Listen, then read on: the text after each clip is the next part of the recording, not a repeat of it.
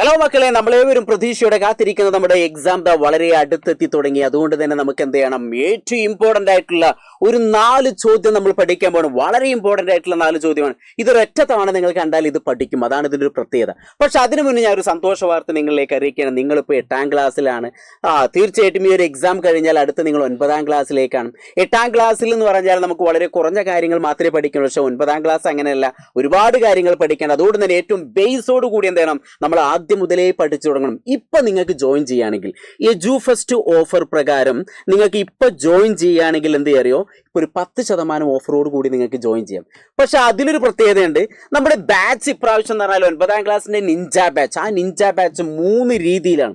പ്രത്യേകം നിങ്ങൾ ശ്രദ്ധിക്കണം. ആദ്യം ഒരു ബേസ് പ്ലാനിൽ എന്ന് പറഞ്ഞാൽ നിങ്ങൾക്ക് തീർച്ചയായിട്ടും അതിനകത്ത് സാധാ നോർമൽ നമ്മൾ ലൈവ് ക്ലാസ്സുകൾ ഇങ്ങനെ എടുക്കും. ആ ക്ലാസ്സുകൾ അതേപോലത്തെ റെക്കോർഡിംഗ് ക്ലാസ്സുകളൊക്കെ നിങ്ങൾക്ക് കേൾക്കാൻ പറ്റും. പക്ഷേ തൊട്ടടുത്തൊരു ഇൻഫിനിറ്റി ബാച്ച് ഉണ്ട്. ഇൻഫിനിറ്റി ബാച്ച് ആണ് നിഞ്ചയുടെ ഇൻഫിനിറ്റി ബാച്ചും ഉണ്ട്, ബേസ് പ്ലാനും ഉണ്ട്, അതേപോലെ തന്നെ ഇൻഫിനിറ്റി പ്രോ ബാച്ചും വരുന്നുണ്ട്. അപ്പോൾ ഇൻഫിനിറ്റി പ്ലാൻ ആണെങ്കിൽ നിങ്ങൾക്ക് അതിനകത്ത് മൈൻഡ് മാപ്പും ഇൻസ്റ്റാൾ ചെയ്യണം, അതായത് അങ്ങനെയുള്ള കുറേ സംഭവങ്ങൾ. ഇതിലേക്ക് നോക്കിയാൽ തന്നെ നിങ്ങൾക്ക് കാണാൻ പറ്റും. പേൾ വീഡിയോ, ഓരോ ചാപ്റ്ററിൻ്റെ പേൾ വീഡിയോ നിങ്ങൾക്ക് കറക്റ്റായി കിട്ടും. അതേപോലെ തന്നെ ഇൻസ്റ്റാൾ ചെയ്യാൻ മൈൻഡ് മാപ്പ്, അതേപോലെ തന്നെ ഫോർമുല ഷീറ്റ്, അങ്ങനെയുള്ള കാര്യങ്ങളൊക്കെ കിട്ടും. പക്ഷേ ചില കൂട്ടുകാർക്ക് ചിലപ്പോൾ എന്തുണ്ടാവും അറിയോ, നമ്മൾ 10ാം ക്ലാസ് ഒക്കെ കഴിഞ്ഞിട്ട് ഞങ്ങൾ JEE NEET പോലുള്ള വലിയ എൻട്രൻസ് എക്സാം ഒക്കെ എഴുതാൻ പോവാണ്. അപ്പോൾ ആ എക്സാമിന് പോകുമ്പോൾ ഇപ്പോഴേ പഠിച്ചു തുടങ്ങണം, ചെറിയ ക്ലാസ്സിലേ പഠിച്ചു തുടങ്ങണം. അങ്ങനെ താല്പര്യമുള്ള ആളുകൾക്ക് എന്ത് ചെയ്യാം, നമുക്ക് ഇൻഫിനിറ്റി പ്രോ ബാച്ച് വരുന്നുണ്ട്.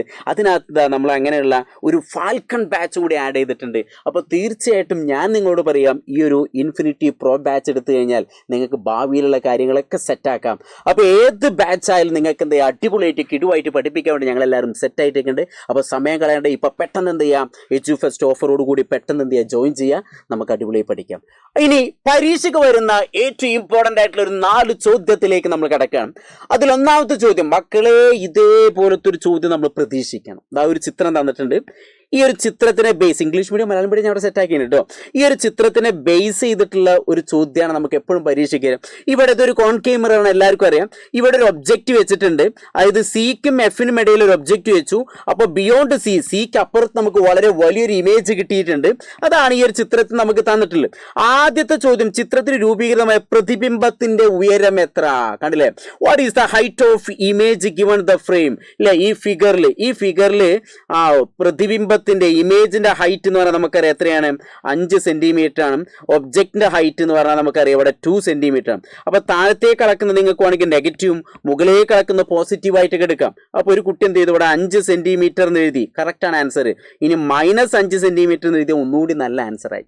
അപ്പോൾ പ്രതിബിംബത്തിന്റെ ഉയരം എന്ന് പറഞ്ഞാൽ -5 സെന്റിമീറ്റർ. എന്താ കാരണം, താഴേക്ക് കളക്കുന്നത് നെഗറ്റീവ്, മുകളിലേക്ക് കളക്കുന്നത് എന്താണ്, പോസിറ്റീവ്. നമുക്ക് അറിഞ്ഞിരിക്കണം, അതിന് വേണ്ടിയിട്ടാണ്. ഇനി 5 എന്ന് എഴുതിയാലും ആൻസർ ആണ്. ഇനി രൂപീകൃതമായ പ്രതിബിംബത്തിന്റെ സ്വഭാവം എന്താണ്? ഇവിടെ തന്നിട്ടുള്ള ഈ ചിത്രത്തിൽ what about the nature of image? ഈ ഇമേജിന്റെ പ്രത്യേകത എന്താണ്? നമുക്കറിയാം, ഇമേജിന്റെ പ്രത്യേകത പറഞ്ഞാല് ഇൻവേർട്ട് ആണ്, തല കീഴായതാണ് അല്ലെ, തല കീഴായതാണ്. അതുകൊണ്ട് തന്നെ അത് റിയൽ യഥാർത്ഥമാണ്. അതോടൊപ്പം തന്നെ എന്താണ്, അത് ലാർജർ ദാൻ ഒബ്ജക്റ്റിനേക്കാൾ, വസ്തുവിനേക്കാൾ വലുതാണ്. അപ്പൊ നമുക്ക് എന്തു അറിയാം, അത് യഥാർത്ഥം, അതേപോലെ തന്നെ തല കീഴായത്, പിന്നെ വലുത്. ഇതൊക്കെ ഈ ചിത്രത്തിൽ നമുക്ക് കണ്ടെത്താൻ പറ്റും. അപ്പോൾ ഒരു ചിത്രം മനസ്സിലാക്കി ആ ചോദ്യത്തിന്റെ ആൻസർ ഒക്കെ ഇവിടെ തന്നെ കിട്ടി. അതാണ് ഇതിന്റെ ഒരു പ്രത്യേകത. ഇനി മൂന്നാമത്തെ ചോദ്യം, ചിത്രത്തിൽ നൽകിയിരിക്കുന്ന വസ്തുവിന് പകരം 4 സെന്റിമീറ്റർ ഉയരമുള്ള വസ്തു വെച്ചാൽ ഉണ്ടാകുന്ന പ്രതിബിംബത്തിന്റെ ഉയരം എത്രയാണ്? ഇവിടെ 2 സെന്റിമീറ്റർ ആയപ്പോൾ പ്രതിബിംബത്തിന്റെ ഉയരം 5 ആയി. അപ്പൊ 4 സെന്റിമീറ്റർ ആണെങ്കിൽ നിങ്ങൾക്ക് ഒന്ന് ചിന്തിച്ചാൽ കിട്ടും, എത്രയായിരിക്കും? 10 സെന്റിമീറ്റർ ആയി മാറും അല്ലേ? അങ്ങനെ നമുക്ക് ചിന്തിക്കാം. പക്ഷെ നമ്മൾ എന്ത് ചെയ്യണം, ഒരു പ്രോബ്ലം രൂപത്തിൽ നമ്മൾ ചെയ്യണം. നമ്മളെ ക്വസ്റ്റ്യൻ എന്ന് പറഞ്ഞാൽ എന്താണ്, in above figure the object is replaced by another object 4 centimetre. What would be the height of the image formed? അവിടെ ഫോം ചെയ്യുന്ന ഇമേജിന്റെ ഹൈറ്റ് എങ്ങനെയായിരിക്കും എന്നുള്ളത് നമ്മൾ കണ്ടെത്തണം. അപ്പൊ നമുക്ക് മാഗ്നിഫിക്കേഷൻ എന്ന് പറഞ്ഞാൽ HI/HO, ഇങ്ങനെ ഒരു ഇക്വേഷൻ പഠിച്ചിട്ടുണ്ട് അല്ലേ. ഹൈറ്റ് ഓഫ് ദി ഇമേജ് എന്ന് പറഞ്ഞാൽ നമുക്കറിയാം, ഇപ്പോൾ ഇവിടെ 5 എന്ന് കിട്ടിയിട്ടുണ്ട്, ബൈ അതേപോലെ തന്നെ എന്താണ്, ഹൈറ്റ് ഓഫ് ദി ഒബ്ജക്റ്റ് എന്ന് പറഞ്ഞാൽ 2 എന്ന് കിട്ടിയിട്ടുണ്ട്. അപ്പൊ 5നെ നമ്മൾ 2 കൊണ്ട് ഹരിച്ചാൽ നമുക്ക് അതിന്റെ പകുതി എടുക്കാം. അതായത് 0.25 സെന്റിമീറ്റർ എന്ന് കിട്ടി. അതായത് പ്രതിബിംബത്തിന് ഉയരം മൈനസ് ആയതുകൊണ്ടാണ് ഞാൻ ഇവിടെ നെഗറ്റീവ് കൊടുത്തത് കേട്ടോ. അപ്പൊ മാഗ്നിഫിക്കേഷൻ എന്ന് പറഞ്ഞാൽ 2.5 എന്ന് കിട്ടി. അങ്ങനെയെങ്കിൽ ഇതേ ഇക്വേഷൻ വെച്ചിട്ട് തന്നെ നമുക്ക് എന്ത് ചെയ്യാൻ പറ്റും? ഇനി 4 സെന്റിമീറ്റർ ഉയരമുള്ള വസ്തു വെച്ചാൽ പ്രതിബിംബത്തിന്റെ ഹൈറ്റ് എത്രയായിരിക്കും എന്നാണ് കാണാൻ പറഞ്ഞത്. അപ്പൊ ഇതേ ഇക്വേഷൻ തന്നെ m = HI/HO. അതിൽ m എന്ന് പറഞ്ഞാൽ നമുക്കിപ്പോൾ -2.5 എന്ന് കിട്ടി. HI നമ്മൾ കണ്ടെത്തണം. HO എന്ന് പറഞ്ഞാൽ 4 സെന്റിമീറ്റർ ആയിട്ട് എടുത്തു. അങ്ങനെയെങ്കിൽ HI എന്ന് പറഞ്ഞാൽ നമുക്ക് എന്ത് ചെയ്യാം? ഇതിനെ നേരെ ഇങ്ങോട്ട് കൊണ്ടുപോയാൽ പോരെ. അപ്പോൾ HI = -2.5 × 4. -2.5 × 4 എന്ന് പറഞ്ഞാൽ നമുക്ക് എത്ര കിട്ടും? 2.5 × 2 പറഞ്ഞാൽ 5 വരും, 4 പറഞ്ഞാൽ 10 വരും. അപ്പോൾ ആൻസർ എത്ര കിട്ടി? 10 സെന്റിമീറ്റർ എന്ന് കിട്ടി. ആൻസർ എത്ര കിട്ടി? 10 സെന്റിമീറ്റർ കിട്ടും. അത് മൈനസ് കൊടുക്കുക, തല കീഴായതാണ്. അപ്പോൾ ഇത് ചെയ്തത് മനസ്സിലായില്ലെങ്കിൽ ഞാൻ ഇവിടെ ഒന്ന് എഴുതി തരാം. ജസ്റ്റ് എല്ലാവരും കൂടി ശ്രദ്ധിക്കണ. മാഗ്നിഫിക്കേഷൻ എന്ന് പറഞ്ഞാൽ HI/HO. ഇതാണ് നമ്മൾ ഇക്വേഷൻ. ആവർധനം എന്ന് പറഞ്ഞാൽ പ്രതിബിംബത്തിന്റെ ഉയരം ബൈ വസ്തുവിന്റെ ഉയരം. അപ്പൊ ഈ പ്രതിബിംബത്തിന്റെ ഉയരം എന്ന് പറഞ്ഞാൽ നമുക്ക് ഇവിടെ തന്നിട്ടുണ്ട്. ഈ ചിത്രത്തിൽ ഓൾറെഡി നമുക്ക് തന്നിട്ടുണ്ട് 5 സെന്റിമീറ്റർ. അപ്പൊ 5 എന്ന് കൊടുത്തു. HO എന്ന് പറഞ്ഞാൽ വസ്തുവിന്റെ ഉയരം എന്ന് പറഞ്ഞാൽ എത്രയാണ്? ഇവിടെ എത്ര ചിത്രത്തിൽ തന്നിട്ടുള്ളത്? 2 സെന്റിമീറ്റർ. 2 എന്ന് കൊടുത്തു. അപ്പൊ 5/2 എന്ന് പറഞ്ഞാൽ 2.5 എന്ന് കിട്ടി. അത്രയും സെന്റിമീറ്റർ. ഇനി പ്രതിബിംബത്തിന്റെ ഉയരം നെഗറ്റീവ് ആയതുകൊണ്ട് ഇതിനും ആൻസർ നെഗറ്റീവ് എന്ന് വന്നു. ഇനി നമ്മളോട് പറയാണ് height of the object 4 centimetre ആയാൽ HI എത്രയും നമ്മളോട് ചോദിക്കുകയാണ്. നമുക്കറിയുന്ന മാഗ്നിഫിക്കേഷൻ എന്ന് പറഞ്ഞാൽ -2.5 എന്ന് കിട്ടിയിട്ടുണ്ട്. മാഗ്നിഫിക്കേഷൻ -2. ഇതിന് യൂണിറ്റ് ഇല്ല കേട്ടോ. അപ്പോൾ പ്രത്യേകം ശ്രദ്ധിക്കുക, ഞാൻ അവിടെ യൂണിറ്റ് മറന്ന് എഴുതിയതാണ്. ആവർത്തന മാഗ്നിഫിക്കേഷൻ എന്തില്ല, യൂണിറ്റ് ഇല്ല എന്ന് ഓർത്തേക്കും. അപ്പോൾ ഇത്രയും കാര്യം തന്നിട്ടുണ്ട്. അപ്പോൾ വസ്തു ഇപ്പം നിലവിൽ എത്രയായിരുന്നു? 2 സെന്റിമീറ്റർ ഉയരം. അതിനെ 4 സെന്റിമീറ്റർ ആക്കിയാൽ അതിന്റെ പ്രതിബിംബത്തിന്റെ ഉയരം എത്ര? അതാണ് നമ്മൾ ചോദ്യം. അപ്പോൾ ഇതേ ഇക്വേഷൻ ഉപയോഗിച്ചാൽ HI/HO. m എന്ന് പറഞ്ഞാൽ മാഗ്നിഫിക്കേഷൻ എന്ന് പറഞ്ഞാൽ നമുക്കറിയാം -2.5. അപ്പോൾ -2.5 = HI കാണണം. HO എന്ന് പറഞ്ഞാൽ 4 സെന്റിമീറ്റർ ആണ്. അപ്പോൾ HI കാണുമ്പോൾ ഇതിനെ ഇങ്ങോട്ട് ഗുണിച്ചാൽ പോരെ. അപ്പം 4 × -2.5 = HI. ഇത് ഗുണിച്ചപ്പോൾ നമുക്ക് 10 സെന്റിമീറ്ററിന് കിട്ടി മൈനസ്. അപ്പോൾ ഇങ്ങനത്തെ ഒരു പ്രോബ്ലം എന്തായാലും മക്കളെ ചെയ്ത് പഠിക്കണം. വളരെ ഇമ്പോർട്ടൻ്റ് ആണ്, ഓർത്തിരിക്കുക. അപ്പോൾ നമ്മളെ ആ ഒരു reflection of light in spherical mirror എന്നുള്ള ആ ഒരു ചാപ്റ്റർ, ഗോളീയ ദർപ്പണങ്ങൾ എന്നുള്ള ആ ഒരു ചാപ്റ്ററിനകത്ത് വരുന്ന ഒരു ചോദ്യമാണ്. അടുത്ത മാഗ്നറ്റിസവുമായി ബന്ധപ്പെട്ടൊരു ചോദ്യമാണ്. ഇതും വളരെ ഇമ്പോർട്ടൻ്റ് ആണ്, എന്തായാലും അറിഞ്ഞിരിക്കണം. Draw the magnetic field lines around the bar magnet. ഒരു ബാർ മാഗ്നറ്റ് ചുറ്റുവട്ടത്തുള്ള കാന്തിക വലരേഖകൾ വരയ്ക്കാൻ പറഞ്ഞാൽ ഇവിടെ നോർത്ത്, ഇവിടെ നോർത്ത്. 2 നോർത്ത് അടുത്ത് വന്നാൽ എന്താ സംഭവിക്കുക? അട്രാക്ട് ചെയ്യോ? ഇല്ല. അപ്പം എന്ത് ചെയ്യും? അതിങ്ങനെ റിപ്പൽ ചെയ്യുന്നു. അപ്പോൾ അവിടുത്തെ മാഗ്നറ്റിക് ഫീൽഡ് ഒരിക്കലും എന്ത് ചെയ്യുന്നില്ല? കൂടിച്ചേരുന്നില്ല. ഇവിടെ എന്താ സംഭവിക്കുക? ഇങ്ങനെ അകന്നു പോകുന്നു. അങ്ങനെയെങ്കിൽ ഒരു നോർത്തും ഒരു സൗത്തും അടുത്ത് വന്നാൽ എന്താ സംഭവിക്കുക? മാഗ്നറ്റിക് ഫീൽഡ് എന്ത് ചെയ്യുന്നു? കറക്റ്റ് നോർത്തും സൗത്തിലേക്കാണ് കറക്റ്റ് എന്ത് ചെയ്യും? കൂടിച്ചേരുന്നു. അപ്പോൾ ഇങ്ങനെയുള്ള ഒരു ചിത്രം എന്തായാലും നിങ്ങൾ വരച്ചു പിടിക്കുക. ഞാൻ അവിടെ ചിത്രമൊക്കെ കൊടുത്തിട്ടുണ്ട്. നോർത്തും വന്നാൽ സ്വാഭാവികമായിട്ട് എന്ത് ചെയ്തു? അത് റിപ്പൽ ചെയ്തു പോകുന്നു. നോർത്തും സൗത്തും വന്നാൽ അതെന്ത് ചെയ്യുന്നു? അട്രാക്ട് ചെയ്യുന്നു.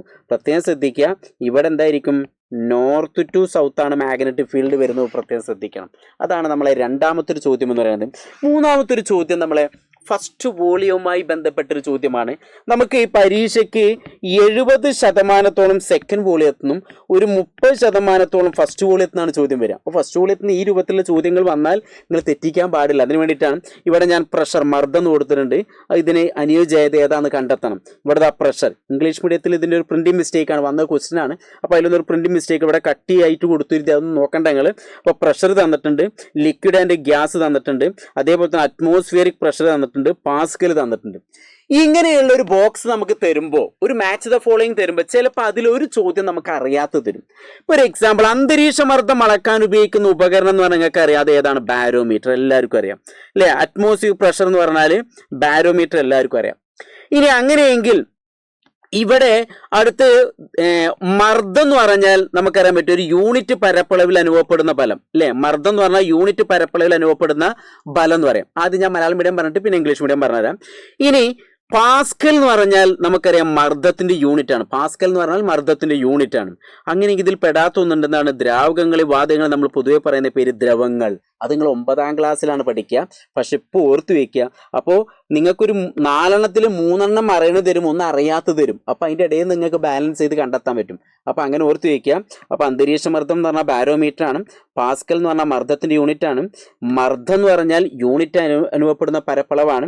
ഇനി ദ്രാവകങ്ങൾ വാതകങ്ങൾ പൊതുവെ ദ്രവങ്ങൾ എന്നാണ് പറയുക. ഞാനിതിങ്ങനെ പറയാൻ കാരണം ഇവിടെ ആൻസർ കീ ഞാൻ കറക്റ്റായിട്ട് കൊടുത്തിട്ടുണ്ട്. നിങ്ങൾ ജസ്റ്റ് ഒന്ന് പോസ് ചെയ്തിട്ട് ആൻസർ കണ്ടെത്താൻ പറ്റും നോക്കുക. ദ അറ്റ്മോസ്ഫിയർ പ്രഷർ എന്ന് പറഞ്ഞാൽ ബാരോമീറ്റർ ആണ്. ഇനി അതേപോലെ തന്നെ പാസ്കൽ എന്ന് പറഞ്ഞാൽ എന്താണ്? ഇവിടെ പ്രഷർ എന്ന് പറഞ്ഞാൽ നമുക്കറിയാം force per unit area. Force per unit area, force per unit ഏരിയക്കാണ് നമ്മൾ എന്ത് പറയുക? ഫോഴ്സ് പെർ യൂണിറ്റ് ഏരിയ നമ്മൾ എന്ത് പറയുക? ഏത് അറ്റ്മോസ്ഫിയറിക് പ്രഷർ എന്ന് പറയാം അല്ലേ? പ്രഷർ എന്ന് പറയാം. ഇനി അടുത്തെന്ന് പറഞ്ഞാൽ പാസ്കൽ എന്ന് പറഞ്ഞാൽ നമുക്കറിയാം എന്താണ്? യൂണിറ്റ് ഓഫ് പ്രഷർ ആണ്. അങ്ങനെയെങ്കിൽ ലിക്വിഡ് ആൻഡ് ഗ്യാസ് എന്ന് പറഞ്ഞാൽ അതിനെ പൊതുവെ പറയുന്നത് പേര് ഫ്ലൂയിഡ്സ് എന്നാണ് പറയുക. അപ്പോൾ ഇങ്ങനെ ഒന്നും അറിയാത്തത് വരും. ആ അറിയാത്തത് വന്നാൽ നിങ്ങൾ എന്ത് ചെയ്യണം? Fluids, liquid and gases, fluids. അപ്പോൾ അറിയാത്ത ഒന്ന് പരീക്ഷയ്ക്ക് വരുമ്പോൾ അപ്പോൾ അതെന്താ നിങ്ങൾ പഠിച്ചു വെക്കുക. അപ്പോൾ ഈ ഒരു ചോദ്യം നിങ്ങൾ ജസ്റ്റ് ഒന്ന് പോസ് ചെയ്തിട്ട് ആൻസർ കണ്ടെത്താൻ ശ്രമിക്കുക. ബുദ്ധിമുട്ടാണെങ്കിൽ ഇതാ ഞാൻ അവിടെ ആൻസർ കൊടുത്തിട്ടുണ്ട്. അപ്പോൾ അതൊന്ന് ജസ്റ്റ് എന്ത് ചെയ്യുക? ഒന്ന് ചെക്ക് ചെയ്യുക. അങ്ങനെയെങ്കിൽ അടുത്ത 4ാമത്തെ ചോദ്യം, ലാസ്റ്റ് ചോദ്യം, അതും ഫസ്റ്റ് വോളിയത്തെ ബേസ് ചെയ്തിട്ടാണ്. 4ാമത്തെ ചോദ്യം എന്ന് പറഞ്ഞാൽ ചിത്രം നിരീക്ഷിക്കുക. എന്നിട്ട് എന്താണ്? ഓടിക്കൊണ്ടിരിക്കുന്ന ട്രെയിനിൽ ഒരു കുട്ടിയെ അപേക്ഷിച്ച്, ഓടിക്കൊണ്ടിരിക്കുന്ന ട്രെയിനിലെ കുട്ടി ട്രെയിനിനെ അപേക്ഷിച്ച് പറഞ്ഞാൽ എപ്പോഴും എന്തായിരിക്കും? നിശ്ചലാവസ്ഥയിലായിരിക്കും. നേരെ മറിച്ച് ഓടിക്കൊണ്ടിരിക്കുന്ന ട്രെയിനിലെ കുട്ടി പുറത്തെ മരത്തെ അപേക്ഷിച്ച്, പുറത്തെ മരമൊക്കെ ഇങ്ങനെ ഓടുന്നതായിട്ട് നമുക്ക് തോന്നില്ല. അപ്പോൾ എന്താണ്? ആ കുട്ടി എന്ത് ചെയ്യുന്നു? ചലനാവസ്ഥയിലാണ് നമുക്ക് പറയാം. ഇതാ നോക്കിക്കോളൂ, എന്താണ് കൊടുത്തുള്ളത്? The child in the moving train with respect to train. അപ്പോൾ ഏതാണ്? State of rest. ഇനി അടുത്തെന്താണ്? The child in moving train with respect to tree. കണ്ടില്ലേ? ട്രീ. അതുകൊണ്ട് ഏതാണ്? State of motion. അപ്പോൾ ഇതേപോലത്തെ ചോദ്യങ്ങൾ വന്നാൽ മക്കളെ നിങ്ങൾക്ക് എന്ത് ചെയ്യണം? ചെയ്യാൻ പഠിക്കണം. അപ്പോൾ നോക്കുക, നമ്മൾ വളരെ പ്രധാനപ്പെട്ട 4 ചോദ്യങ്ങളാണ് ചെയ്തിട്ടുള്ളത്. അപ്പോൾ ഇതേപോലെ ഓരോ കോണ്ടന്റ് വീഡിയോയും, ഓരോ ഷോർട്ട് വീഡിയോയും, അതേപോലെ തന്നെ ലൈവ് ക്ലാസ്സും നിങ്ങൾ കേട്ട് കഴിഞ്ഞാൽ പെർഫെക്റ്റ് ആയിട്ട് നിങ്ങൾക്ക് എക്സാം സെറ്റാക്കാം. നേരെ 9ാം ക്ലാസ്സിൽ പെട്ടെന്ന് എത്തിച്ചേരാൻ പറ്റും. നമ്മളെ നിഞ്ച ബാച്ച് മറക്കണ്ട. All the best.